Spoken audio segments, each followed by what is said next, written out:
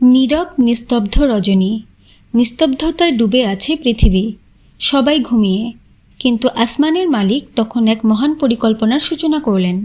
সে রাতে আল্লাহর প্রিয় নবী, জাতির পিতা হজরত ইব্রাহিম আলাইহিসসালাম শুয়ে আছেন গভীর নিদ্রায়। হঠাৎ এক বিস্ময়কর স্বপ্নে তিনি দেখতে পেলেন, কেউ যেন বলছে, হে ইব্রাহিম, তুমি কুরবানি করো। এই দৈব আহ্বানে ইব্রাহিম আলাইহিসসালামের ঘুম ভেঙে গেল। তার মন ভারাক্রান্ত, ভাবনারা ঘুরপাক খাচ্ছে। পরদিন সকালে তিনি 100 উট আল্লাহর রাস্তায় কুরবানি করে দিলেন। হয়তো এটিই ছিল তার প্রতি আল্লাহর ইচ্ছা।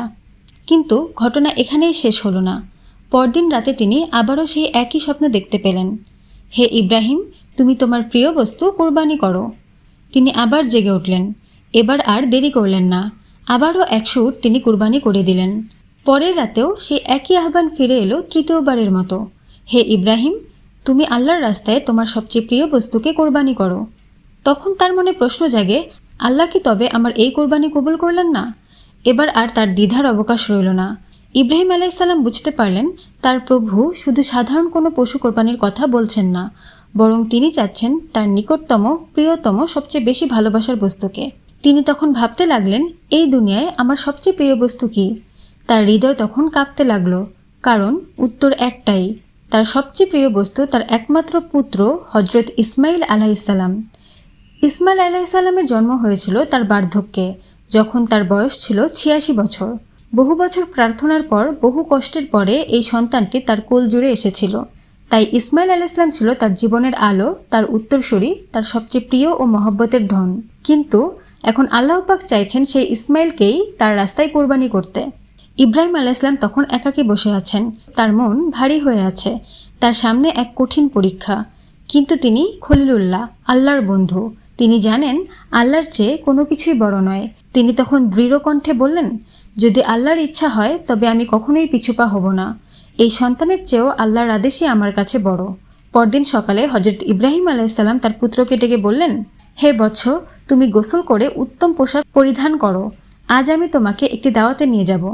ইসমাইল আলাইহিসসালাম খুশিতে নেচে উঠলেন। তিনি ছোটবেলা থেকেই পিতার আদর থেকে দূরে ছিলেন।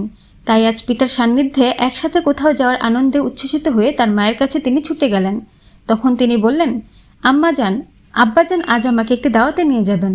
আমাকে গোসল করিয়ে দিন আর আমাকে সুন্দর জামাকাপড় পরিয়ে দিন। বিবি হাজেরা আলাইহিসসালাম একটু বিস্মিত হয়ে জিজ্ঞেস করলেন, তোমার আব্বাজান কি সত্যিই তোমাকে নিয়ে দাওয়াতে যাচ্ছেন? ইসমাইল আলাইহিসসালাম তখন বলেন, হ্যাঁ, আপনি তাকেই জিজ্ঞেস করে দেখুন। বিবি হাজেরা আলাইহিসসালাম তখন স্বামীর কাছে এসে বললেন, হে স্বামী, আমি কি সঠিক শুনলাম? আপনি ইসমাইলকে নিয়ে একটি দাওয়াতে যাচ্ছেন? ইব্রাহিম আলাইহিসসালাম শান্ত কণ্ঠে বললেন, হে হাজেরা, তুমি ঠিকই শুনেছ। ওকে গোসল করিয়ে সাজিয়ে দাও, আমি তাকে নিয়ে দাওয়াতে যাব। প্রিয় দর্শক, অনেকের মনে প্রশ্ন আসতে পারে, একজন নবী কি করে তার স্ত্রী ও সন্তানকে সত্য গোপন করলেন? তিনি কি মিথ্যা বললেন? কিন্তু না, আসলে হজরত ইব্রাহিম আলাইহিসসালাম তাদের সঙ্গে সত্য কথাই বলেছিলেন। তিনি ইসমাইলকে নিয়ে যাচ্ছিলেন আল্লাহর দেওয়া দাওয়াতে, এক মহত্তম ত্যাগের দাওয়াত, যা এক চরম আত্মনিয়োগের পরীক্ষা। বিবি হাজেরা আলাইহিসসালাম তখন তার আদরের সন্তানকে গোসল করিয়ে সুসজ্জিত করে স্বামীর হাতে তুলে দেওয়ার আগে বললেন, হে আমার প্রিয় স্বামী, আমি কখনো ইসমাইলকে আমার দৃষ্টির আড়াল করিনি। আপনি ওকে সবসময় আপনার চোখের সামনে রাখবেন। যতক্ষণ না আপনারা ফিরে আসছেন, আমি আপনাদের পথের দিকে চেয়ে থাকব। এই কথা শুনে ইব্রাহিম আলাইহিসসালাম কিছুই বললেন না। তার হৃদয়ের গভীরে চলছিল এক প্রচণ্ড তোলপাড়।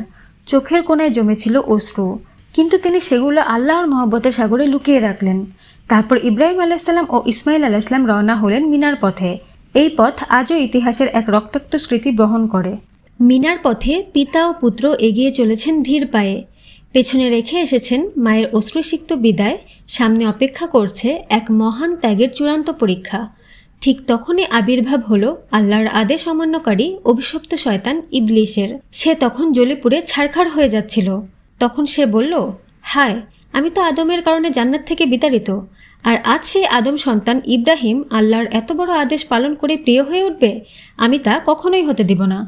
সে তখন পরিকল্পনা করল, ইব্রাহিম আলাইহিসসালামকে বাধা দিতে না পারলেও অন্তত তার পরিবারকে বিভ্রান্ত করতে হবে। প্রথমেই সে গেল হজরত হাজেরা আলাইহিসসালামের কাছে। ভদ্র মানুষের ছদ্মবেশে সে হাজির হলো এবং বলল, হে হাজেরা, তুমি কি জানো তোমার স্বামী ইব্রাহিম কোথায় নিয়ে যাচ্ছে ইসমাইলকে?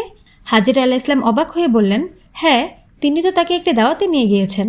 ইবলিশ তখন হেসে কটাক্ষ করে বলল, হায় রে নারী জাতি, তোমরা এত সরল। ইব্রাহিম তোমাকে ধোঁকা দিয়েছে, সে তোমার ইসমাইলকে কোরবানি করার জন্য নিয়ে গিয়েছে। এ কথা শুনে বিবি হাজেরা আলাইহিস সালাম একটুও বিচলিত হলেন না। তার চোখে ছিল বিশ্বাসের দীপ্তি ও তার কণ্ঠে ছিল দৃঢ়তা। তিনি তখন বললেন, আমার স্বামী একজন নবী, তিনি আল্লাহর আদেশ ছাড়া কোনো কাজ করেন না। যদি আল্লাহ আমার ইসমাইলকে নিজের রাস্তায় কোরবান করার আদেশ দিয়ে থাকেন, তাহলে সেটাই আমার জন্য সবচেয়ে বড় সৌভাগ্যের বিষয়। ইবলিশ এবার মেজাজ হারিয়ে ফেলল। তখন সে বলল, আহ, এখন তো তোমার মুখে অনেক সাহসের কথা শোনা যাচ্ছে। কাল যখন দেখবে ইব্রাহিম তোমার ইসমাইলকে ছুরি চালিয়ে কোরবানি করে দিয়েছে, তখন তোমার মুখে এই সাহস আর থাকবে না। হাজেরা আলাইহিস সালাম এবার শক্ত হয়ে বললেন, আমি বুঝে গিয়েছি তুই কে। তুই সেই ধোঁকাবাজ শয়তান যে আদম আলাইহিস সালামকে প্রতারণা করেছিল। আজ আমাকে প্রতারণা করতে এসেছিস। আমি তোর ধোঁকায় আসব না। আমার সন্তান যদি আল্লাহর রাস্তায় কোরবানি হয়ে যায়, তবু আমার হৃদয়ে দুঃখ নেই। আমি তো চাই সে জান্নাতের দরজায় মাথা উঁচু করে দাঁড়াক। তিনি তখন কড়া কণ্ঠে বললেন, আউযু বিল্লাহি মিনাশ শাইতানির রাজিম, লা হাওলা ওয়ালা কুওয়াতা ইল্লা বিল্লাহ। ও শয়তান, এখান থেকে চলে যা। এই দৃঢ় ইমানের শব্দ শুনে ইবলিশ হতবাক হয়ে গেল। সে তখন গুটিয়ে পালিয়ে গেল, যেমন কুকুর তাড়া খেয়ে পালিয়ে যায়। কিন্তু ইবলিশ এরপরও দমল না। এবার সে ভাবল, ইসমাইলকে ধোঁকা দিতে হবে। ইব্রাহিম আলাইহিস সালাম তখন সামনের দিকে যাচ্ছিলেন, আর তার পেছন পেছন যাচ্ছিলেন ইসমাইল আলাইহিস সালাম। ইবলিশ এবার ইসমাইল আলাইহিস সালামের কাছে এলো এবং কোমল মুখে ডাক দিল, ও ইসমাইল, শোনো, তোমার পিতা তোমাকে কোথায় নিয়ে যাচ্ছে জানো? ইসমাইল আলাইহিস সালাম তখন হেসে বললেন, হ্যাঁ, তিনি তো আমাকে এক দাওয়াতে নিয়ে যাচ্ছেন। ইবলিশ তখন মুখ বাঁকিয়ে বলল, হায় রে সরল বালক, তুমিও বুঝলে না? তোমার পিতা তোমাকে দাওয়াতে নয়, আল্লাহর আদেশে কোরবান করতে নিয়ে যাচ্ছে। তোমাকে সে জবাই করে দেবে। ইসমাইল আলাইহিস সালাম চুপচাপ দাঁড়িয়ে রইলেন কিছুক্ষণ। তারপর তিনি বললেন, তুমি বুঝি সেই ইবলিশ? তুমি কি ভাবছ আমি আল্লাহর আদেশ পালনে পিছিয়ে যাব? তার কণ্ঠে যেন বজ্রের ঝংকার। তিনি তখন বললেন, যদি আল্লাহ আমাকে নিজের পথে কোরবানি করার জন্য মনোনীত করে থাকেন, তাহলে এর চাইতে বড় সম্মান আর কি হতে পারে? আল্লাহ যদি আমাকে হাজারবার জীবন দিতেন, তবুও আমি সবগুলো জীবন তার রাস্তায় কোরবানি করতে রাজি। তখন তিনি বললেন, আউযু বিল্লাহি মিনাশ শাইতানির রাজিম। তারপর ইবলিশকে লক্ষ্য করে সে পাথর ছুঁড়ে মারল। এই ঘটনার স্মরণে হজে গিয়ে হাজিরা আজও শয়তানের প্রতি সেই স্থানে পাথর নিক্ষেপ করেন, যেখানে হাজিরা আলাইহিস সালাম ও ইসমাইল আলাইহিস সালাম তাদের ঈমান দিয়ে শয়তানকে পরাজিত করেছিলেন।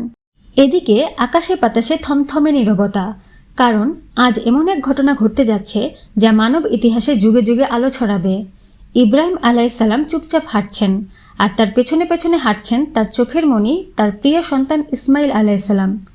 পিতা পুত্রের মাঝে এক গভীর নীরবতা। হৃদয়ে হৃদয়ে চলছে এক অদৃশ্য সংলাপ। কিছুদূর গিয়ে ইব্রাহিম আলাইহিস সালাম আর থাকতে পারলেন না। তিনি থেমে গেলেন এবং নিঃশ্বাস নিয়ে ছেলের দিকে ফিরে তাকালেন। তার চোখে জমে আছে অশ্রু, তবু কণ্ঠ ছিল শান্ত। তিনি তখন বললেন, হে ইসমাইল, আমি একটি স্বপ্ন দেখেছি। আল্লাহ আমাকে আদেশ করেছেন তোমাকে কোরবানি করার জন্য।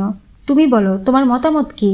একটি তরুণ পুত্র যার বয়স 7 থেকে 13 বছরের মাঝামাঝি, এতটুকু বয়সে যদি কেউ জানতে পারে তার পিতা তাকে জবাই করবেন, তাহলে সে কেমন প্রতিক্রিয়া দেখাবে? কিন্তু ইসমাইল আলাইহিস সালাম ছিলেন নবীর সন্তান। ঈমান ছিল তার রক্তে, আর ধৈর্য ছিল তার শিরায় উপশিরায়। তিনি বিন্দুমাত্র ভয় বা অভিযোগ না করে বললেন, হে আমার পিতা, আপনি যা আদেশ পেয়েছেন তাই পালন করুন। আপনি ইনশাআল্লাহ আমাকে ধৈর্যশীলদের একজন হিসেবেই পাবেন। এই উত্তর যেন আসমান জমিন কাঁপিয়ে দিল। সন্তানের মুখে এমন জবাব শুনে পিতা স্তম্ভিত হয়ে গেল, আর ফেরেশতারা স্বর্গে আনন্দে তাকবীর পাঠ করতে লাগলো। পিতা ইব্রাহিম আলাইহিস সালাম ছেলের মুখের দিকে তাকিয়ে দেখলেন, তার মুখে মৃদু হাসি, স্বতঃস্ফূর্ত সম্মতি, আর তার চোখে অটল ঈমান। তারপর তিনি বললেন, তুমি কি চাও না আমি তোমাকে মাটিতে শুয়ে চোখ বেঁধে জবাই করি? ইসমাইল আলাইহিস সালাম বললেন, হ্যাঁ পিতা, আপনি আমার চোখ বেঁধে দিন। আপনার দৃষ্টি যেন আমার মুখের দিকে না পড়ে, তা না হলে আপনার পিতৃত্ব হয়তো আপনাকে বাধা দেবে। আর আমার হাত ও পা বেঁধে দিন, যেন আমি কষ্টে নড়াচড়া না করি। আর দয়া করে আমার জামা কাপড় খুলে রাখুন, যাতে মা দেখে চিনতে পারেন আর সেগুলোর গন্ধ শুকে কিছু শান্তি পান। আর আমার রক্ত যেন আপনার জামায় না লাগে, তা না হলে মা দেখলে আরও কষ্ট পাবেন।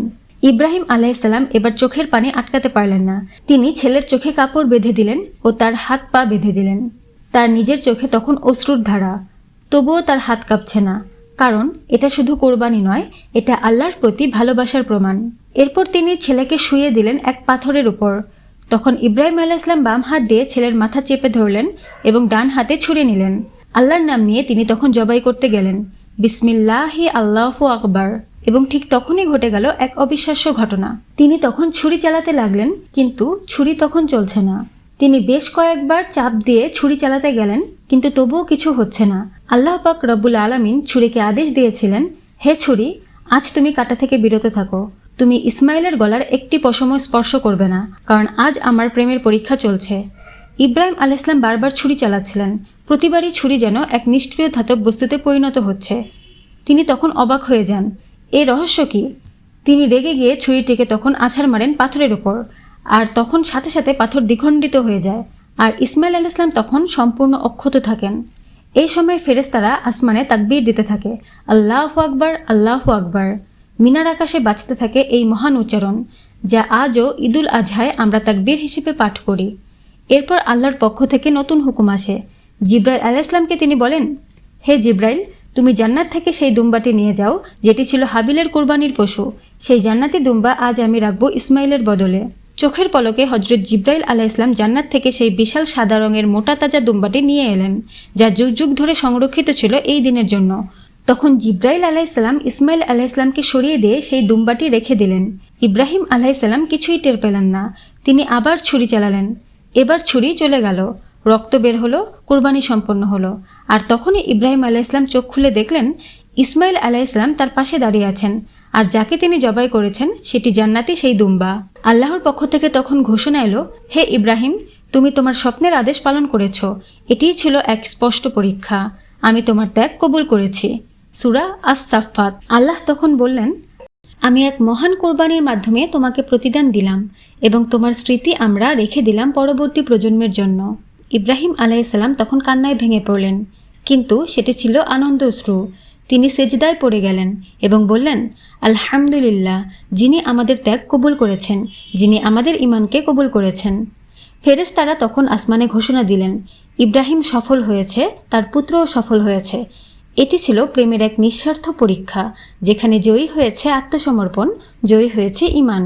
পাহাড়ি প্রান্তরে পুত্রকে কোরবানি করতে চাওয়ার এ ঘটনা শেষ হয়নি কেবল একটি পরীক্ষা দিয়ে, তা ছিল এক উম্মতের বীজ রোপণের প্রস্তুতি। বছর কয়েক পর যখন ইসমাইল আলাইহিস সালাম বড় হয়ে উঠলেন, তখন হজরত ইব্রাহিম আলাইহিস সালাম আবার মক্কায় ফিরে এলেন। আল্লাহর হুকুমে তিনি পুত্রকে নিয়ে শুরু করলেন এক মহান কাজ, আল্লাহর ঘর কাবা শরীফ নির্মাণ।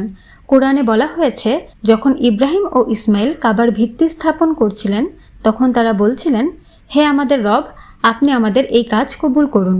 নিশ্চয়ই আপনি শ্রবণকারী, জ্ঞানী। সূরা আল বাকারা। পিতা ও পুত্র মিলে গড়ে তুলেছিলেন তাওহীদের কেন্দ্রবিন্দু, একটি ঘর যেখানে কিয়ামত পর্যন্ত মুমিনরা এসে বলবে, লাব্বাইক আল্লাহুম্মা লাব্বাইক। তিনি তখন আল্লাহর কাছে দোয়া করলেন, হে আমার প্রভু, তাদের মধ্যে একটি রাসূল পাঠিয়ে দাও, যিনি তাদের কাছে তোমার আয়াতসমূহ পাঠ করবেন, তাদের কিতাব ও হিকমত শিক্ষা দিবেন এবং তাদেরকে পবিত্র করবেন। এই দোয়া ছিল মূলত ভবিষ্যতের জন্য একজন রাসূলের আগমনের আকুতি, যিনি হবে এই জাতির পথ প্রদর্শক।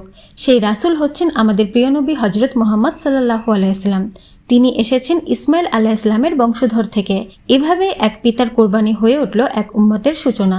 প্রিয় ভাই ও বোনেরা, কোরবানি শুধু পশু জবাই করার নাম নয়। আল্লাহ তাআলা বলেন, তাদের গোশত ও রক্ত আল্লাহর কাছে পৌঁছায় না, তার কাছে পৌঁছায় তোমাদের তাকওয়া। সূরা হজ।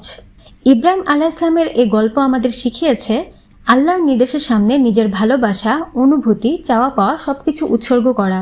ইব্রাহিম আলাইহিস সালাম সবচেয়ে প্রিয় সন্তানকে ত্যাগ করতে প্রস্তুত হয়েছিলেন শুধুমাত্র আল্লাহর হুকুমের জন্য।